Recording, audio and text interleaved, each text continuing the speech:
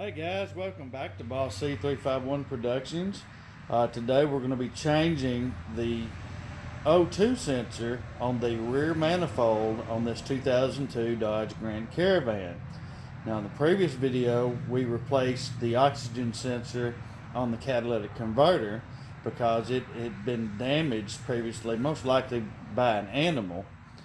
But when you replace oxygen sensors, you need to go ahead and replace them all together at once to make sure you're getting accurate readings to the engine computer, where in turn it calculates your air fuel correctly for better gas mileage.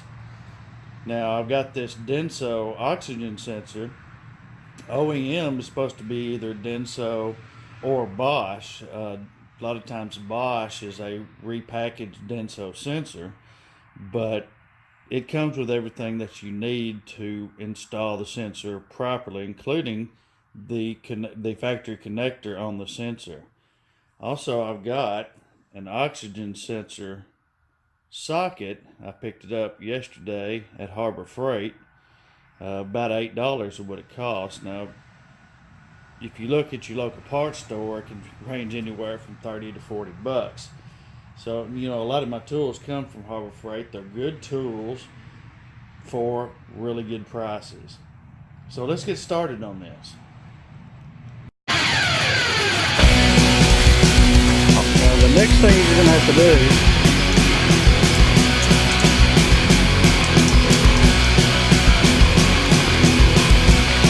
overall, I want to put overall on the nipple off the end of this switch. I'll show you what it looks like. Tightened down, leveled, and installed. I think they look pretty darn good. Hello, I'm Daniel, and I want to welcome you to the parts. Work your way around.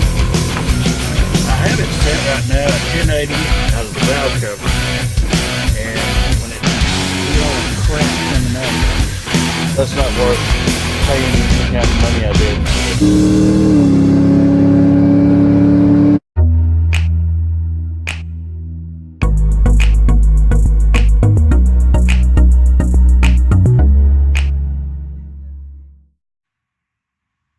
Changing this sensor, the difficulty level is what you make it.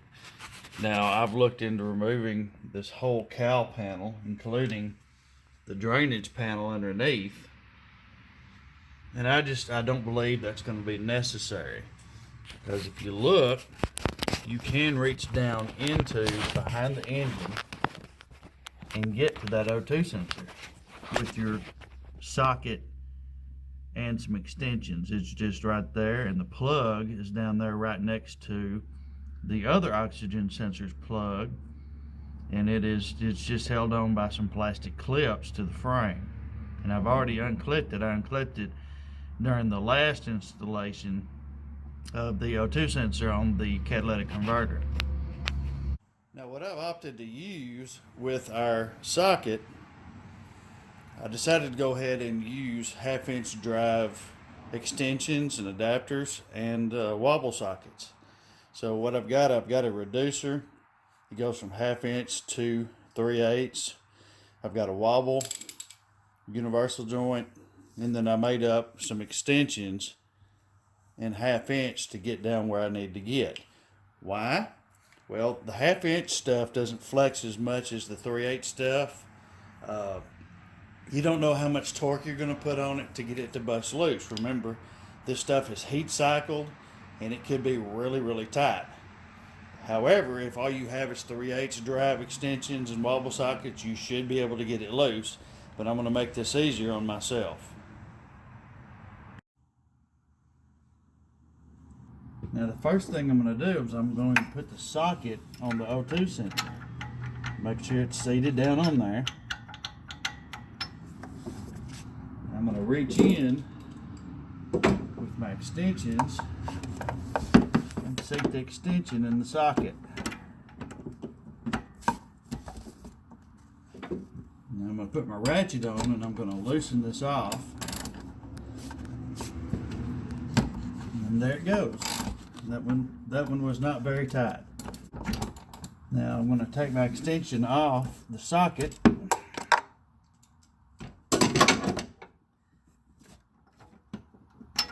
and then remove the socket.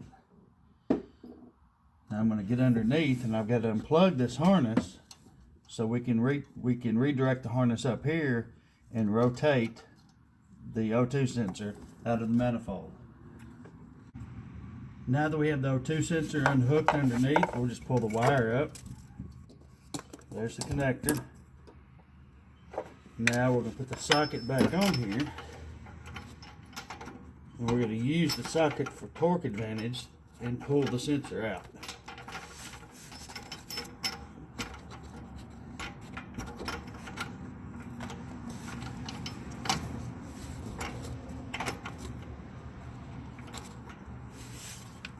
As you can see, the sensor is still sticky.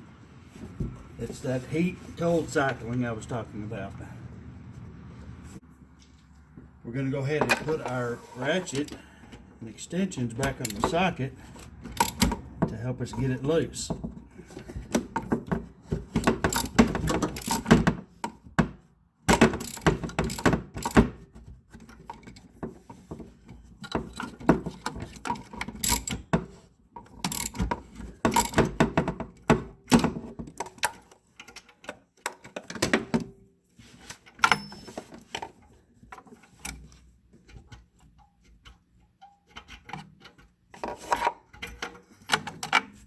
And there it is. Now looking at this sensor, the sensor's got a spring on the pigtail. You'll just take this spring off and you're going to transfer it to your other sensor. That just keeps the wire from flopping sideways like that. It gives it a little tension to keep it off the exhaust. Now for the connector, this is like a typical Dodge connector. You have to take this red button and slide it back.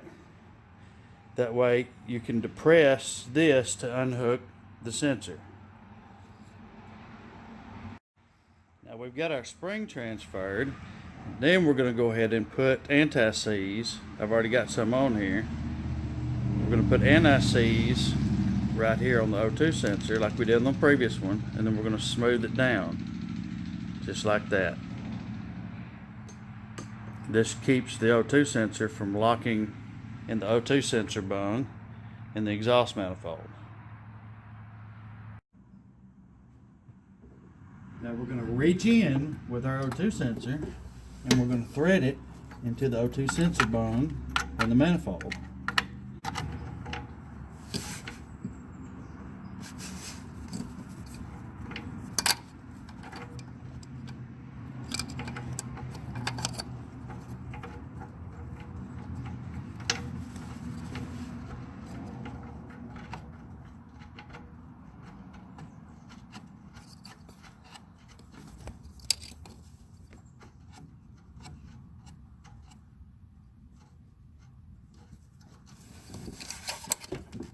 Now we're going to take our socket and we're going to put it over the O2 sensor to help us turn it until it gets snug.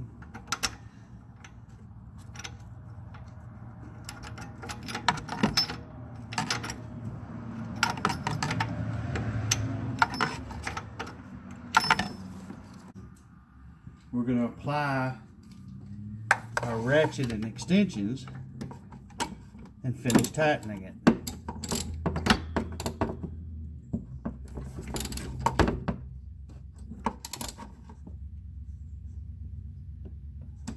And that should be tightened up.